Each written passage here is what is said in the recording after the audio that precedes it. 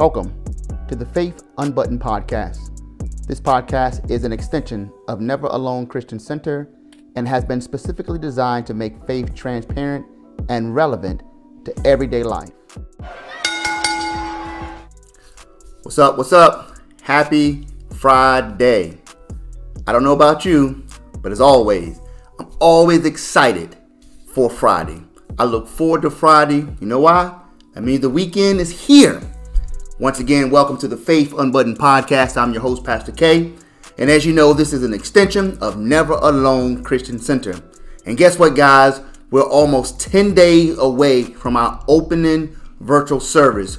And my wife and I, we're so God has called us to do. That means we'll be operating in phase 3. That means we'll be full or all systems go. And we'll be flowing. We'll get on our Sundays, our multiple Sunday services, as well as Wednesday midweek, which we are calling BTS, which is behind the scriptures, which is similar to your Bible study. Then we'll still have the podcast and other teachings flowing through the week. But Friday, as you guys know, I like to be relaxed. I like to be chill. And we try to get to everything that is relevant and transparent to the faith. And we like to make it very crystal clear and make it so that you, as well as I, can get information and grow. All right. Don't forget, if you would like to support not only NAC, which is Never Alone Christian Center, or support this podcast, you can visit the website, which is right here at the bottom, neveralonecc.org. Click on the tab Give. There are several options where you can support through CashApp, PayPal, the Tithely app, and you can submit your tithe, offering, donation, blessings, whatever you would like to call it, to support Never Alone Christian Center, as well as the Faith Unbuttoned podcast. All right, enough of the business. Let's get to it. First, thank you guys for your support. Thank you for your love, your kindness, your subscribe, your likes, your shares, your reposts, your DMs, whatever you guys or however you guys are reaching out to us. Trust me, we are reading them. We like them. We enjoy them. We respond to them. And we do whatever we can to make sure that we are connected. That's one thing that I hope and my desire is with the Faith Unbuttoned podcast, as well as NAC, is to be involved and connected with you all the best we can as our partners. We want to be connected on every level of your life, and whatever we can do, my wife and I or the NAC family, to help grow and develop your family, your relationship with your children, your academics, your career. That is what we are here to do. Okay. So over the last several podcasts, I believe this is episode number 8, we have been talking about laziness. Okay. We started with the men. We started with lazy husbands and boyfriends and whatever circumstance you may be involved in with the man in him or he being lazy. We then shifted to the wives and the women in their position of being lazy, and we addressed that. And last week and the week prior to that, in episode 6 and 7, we moved to the children. Now, this will be the last episode dealing with this particular topic of being lazy. I hope that at the end of this episode and throughout the course of these particular episodes 2 through 8, that you have gained something to help in your home with laziness, with a lazy man or a lazy woman or lazy children. I hope something was gained through the Faith Unbuttoned podcast, because we want to make sure that we get to a position where laziness is not affecting our home. Okay, I don't know about your children, but here in Maryland, my children, today was their last day of school. So shout out to Kalia and Kenton II. They had a phenomenal year. They actually were in the classroom, and God has been so faithful. They both made the principal list, so I'll brag on them for a moment, and received multiple academic awards in their school. So I'm always glad, and I celebrate their scholastic abilities and their academic abilities, because I believe that education is critical to our children, and I'm glad that they still love it. I say all that because now that we're shifting into the summer months, this is when children really can become lazy, because many of us as parents The facts are we're just working. We're back to doing what we do. Now, if you have your children in camp and you have them in events and activities, then that's great. That's outstanding. But many of us, if we're honest, a lot of our children will be home, or they may be with their grandparents or with their aunts or family members. And while they're doing that, what have we done to create a structure so that they the course of the summer? Okay. Now we left off with we were looking at some discussion points. We looked at 4 critical areas to help us with our children. 4 critical areas. The first area we looked at was attitude. We have to create an attitude in the household where laziness is unacceptable. Now, as parents, listen, you got to be honest with yourself. Keep it real with yourself. If you are lazy, what can you expect the children to reflect or model after? You have to be honest. I'm not saying you have to be serving hand and foot every day, but at some point we have to recognize as parents, come on now, we are the example. They do what they see. Now you can take on the attitude, well, I live here, I pay the bills here, they need to do what I say. Okay, fine. If that's the attitude that you want to take on, and you want to raise your children like that, I never tell anybody how to raise your children. I'm just telling you what has worked for my wife and I. And what has worked for us is being the example. And through that example, it allows us to reinforce our words and our discipline to shift them from not being lazy. The second thing we talked about in our discussion point was atmosphere. The atmosphere of the home. What kind of atmosphere are we creating? Is it an atmosphere where laziness is okay? Is it an atmosphere where laziness is accepted? What is the atmosphere? And I said early on that we have to create an atmosphere. An atmosphere is not magical. It's not something that God's going to shower down from heaven and the Spirit of God is going to wave a wand and boom, you got a Christian home atmosphere. I wish. That's not how it happens. We have to create the attitude, create the atmosphere, and then by doing that, these critical areas help our children understand that laziness is simply not acceptable, but we have created an atmosphere, cultivated an atmosphere where they recognize that laziness is not who I am, and I don't want to be lazy because I don't want my home to look dirty. I don't want my room to look dirty. I don't want my clothes to be fresh. They see that the atmosphere of laziness is unacceptable, and they begin to change their attitude. And last week, we left off with the discussion point of ability. Okay?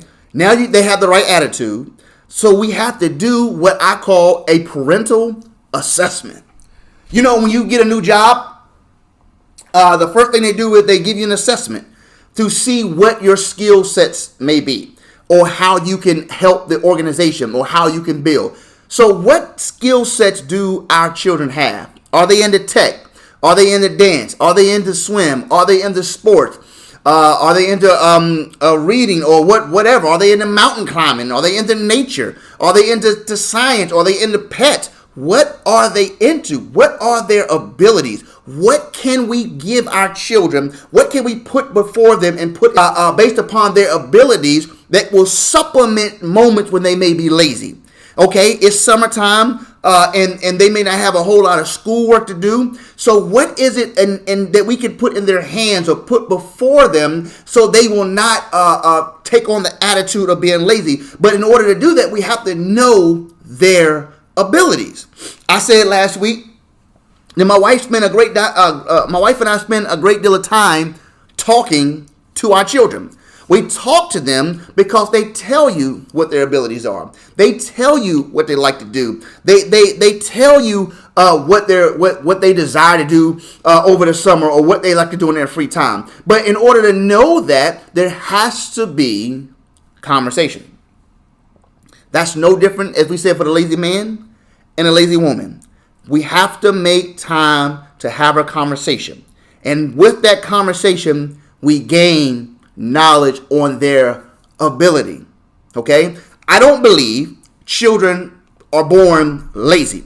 I believe that it is a learned behavior. I think they may have the ability to be lazy, but I believe that it is a learned behavior. I believe the examples that they reflect, the examples that they see, the attitude and the atmosphere that they are cultivated in, gives them this okay, if you will, that laziness is accepted. Okay, so attitude, atmosphere, and ability. And the last one that we want to look at, the last discussion point, is access. Now, let me pause here for a moment. Now, listen, if you have questions, concerns, even about lazy men or the lazy women, lazy wives, lazy husband, or lazy children, I want you to drop us a DM on IG or Messenger on Facebook, or you can go to the website, which is right here at the bottom, and click on the email, which is info at cc.org. I believe it's info at neveralonecc.org. I might be quoting that wrong, but click on the email there. It's an info email, and it goes directly to myself, and my wife and I review them. NAC Media receives emails, but they all filter through me at this moment as the pastor of NAC. I want your ideas and I want your questions and your suggestions, but I also want to know your concerns. I want to make sure that we address them, and then if we do a follow-up of this particular podcast of being lazy, we can answer those particular questions, or I can answer them throughout the course of the week, anonymously, of course, in the story or on the page, to make sure that you get the information. All right, that was my sidebar, my little commercial. All right, let's look at this. The next discussion point is access. Now, we said the topic is, I love them, but my kids are lazy. As a refresher, I love them, but my kids are lazy. Okay, so tonight our discussion point is access. Okay, we have their attitude, their atmosphere, and we have their ability. Now, what access do we give our children? What access do we give our children? Now, when I say the word access, for the purpose of this discussion point, I'm talking about permission or liberty. What permission do our children have, or what liberties do they have when it comes to activities outside of their day-to-day routine? What are they doing that you believe that they are lazy or leading a path towards laziness? What can they be doing? What permission do they have? What liberties do they have so they are not lazy? Do they have the permission or liberty to go outside and ride their bikes? Do they have the permission to go out and do sports? Do they have the permission that you have enrolled them into classes or tech classes or dance or swim or paint or whatever their abilities are? What permissions have we given them? Because if we don't want our children to be lazy, we can't just say, well, just get over it. We have to give them access to things to do. Now, how do we do this? Okay, now let's look at this. You see, the opportunities we provide for our children gives us the ability as parents to shift their behavior. Now, catch this topic here, or this statement. Opportunities we provide for our children gives us the ability as parents to shift their behavior. Laziness, we're trying to shift their behavior from being lazy to being active. But we have to give them opportunities. Now, I'm talking to your parents. I'm going to give you 3 things. I want to look at 3 words tonight, parents. 3 words tonight that will help us shift the attitude and the behavior of our children. Okay? Now, listen. My children are 12 and 10. Now, yours may be 5, 6, 7, 8, 9, or yours may be 16, 17. Okay, so each spectrum is going to be different. But the overall or underlying principles behind shifting attitude from being lazy, I believe, are applicable to each age group. Now, obviously, reinforce younger the children may be, And then when they get to the teen age, you have to enforce even the more, because unfortunately, many of us may have laid a foundation that they already are comfortable with of an attitude and an atmosphere of being lazy. So what we're trying to do as parents, now we're trying to change their behavior. Now that they're teenagers, now that is going to be a little more of a struggle. Is it impossible? No, but you have to recognize and understand, if a foundation has been laid of laziness and now we're trying to shift that foundation, shift that attitude, there's going to take some work and some consistency. Okay. All right, let's look at 3 words tonight, parents. Again, as a reset, we're talking about I love them, but my kids, my children or child, they're lazy. 3 words tonight, parents. The first word I want to give you tonight, now, what we have said, the Faithful Button Podcast, is transparent, and I want to make it relevant to everyday life. Now, we have to be honest with ourselves, parents. Be honest with yourself, okay? The first word I want to give you tonight is sacrifice. Sacrifice. For the purpose of this particular discussion point, sacrifice is going to be defined as putting aside our time for the benefit of the time of our children.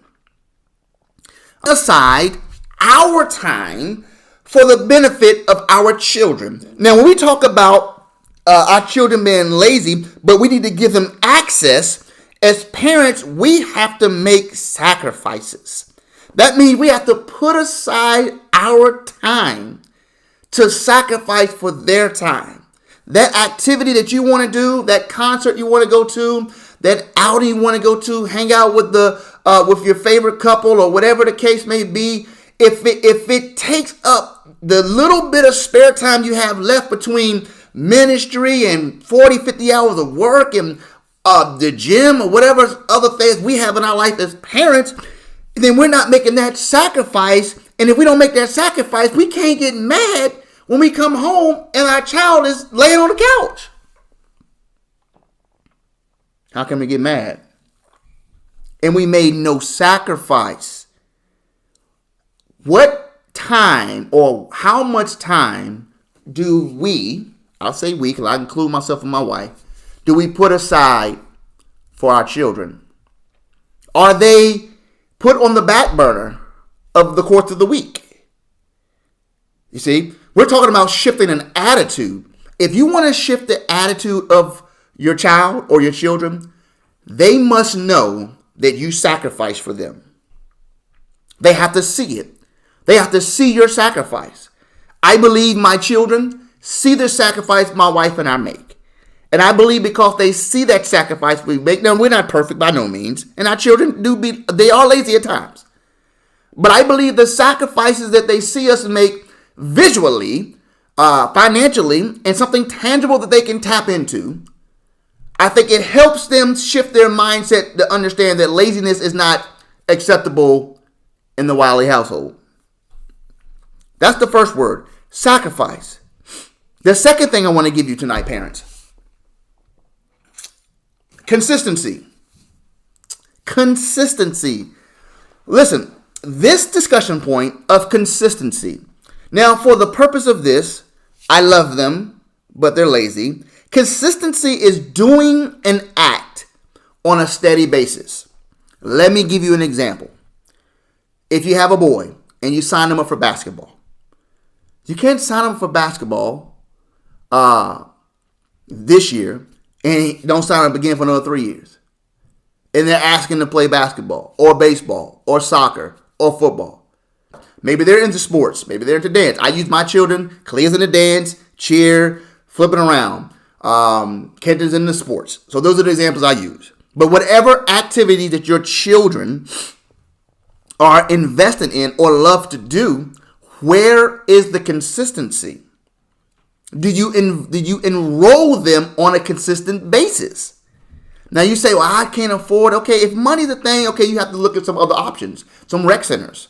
See what the church is doing. See what the area neighborhood is doing. You might have to look at some other options. But if money's an issue because you don't want to sacrifice for the children, but the money is available, that's a whole nother problem. That's a whole nother problem. How consistent, parents, are we with giving our children access? We said we love them, but they're lazy. Well, have we given them the access not to be lazy? Have we sacrificed so they wouldn't be lazy? Have we been consistent so they wouldn't be lazy or don't act lazy? What are we doing? What opportunities are we providing for them? Come on, you want to be transparent. You want to be relevant. You want to be honest with yourself. Then you have to ask yourself, where is the sacrifice and the consistency?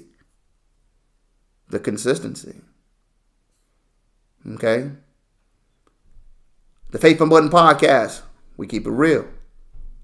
Because I want you to grow. That's my heart's desire. I'm a teacher.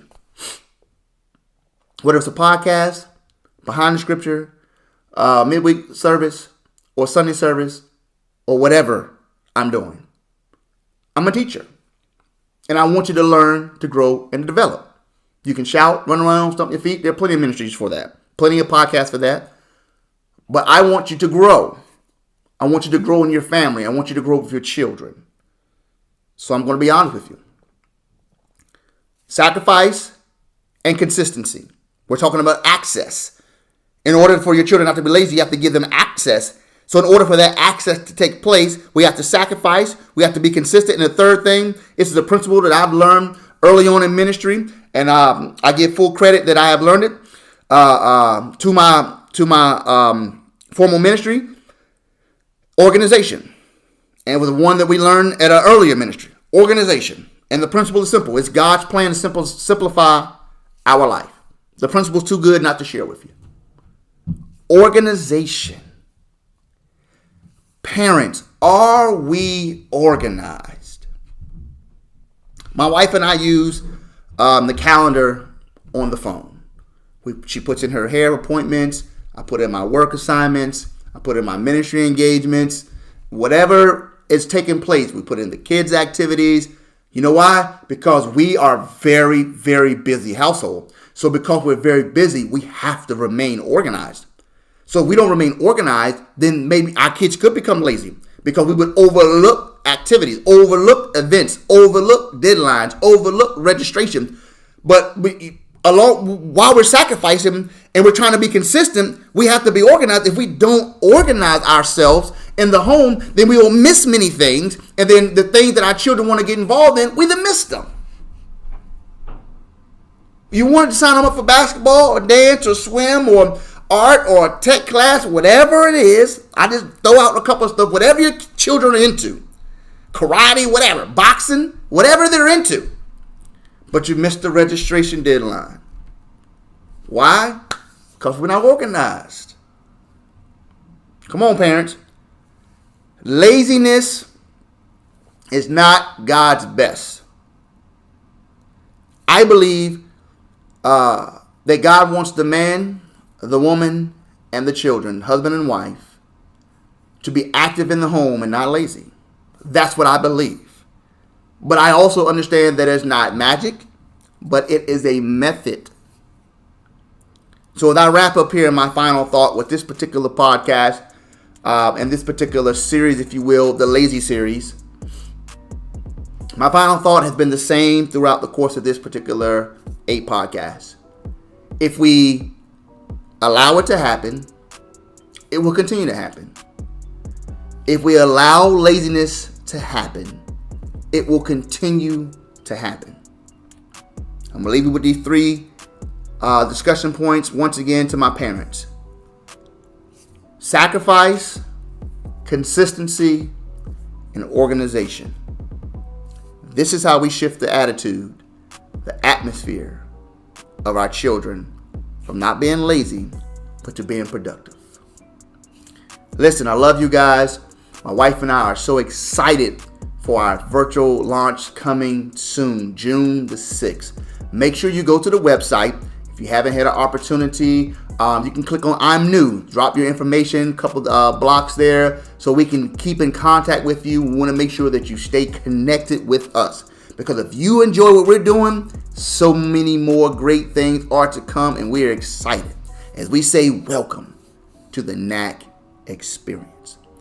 With that said, enjoy your Friday, enjoy your weekend, and we will see you again next week, same time. Let's go.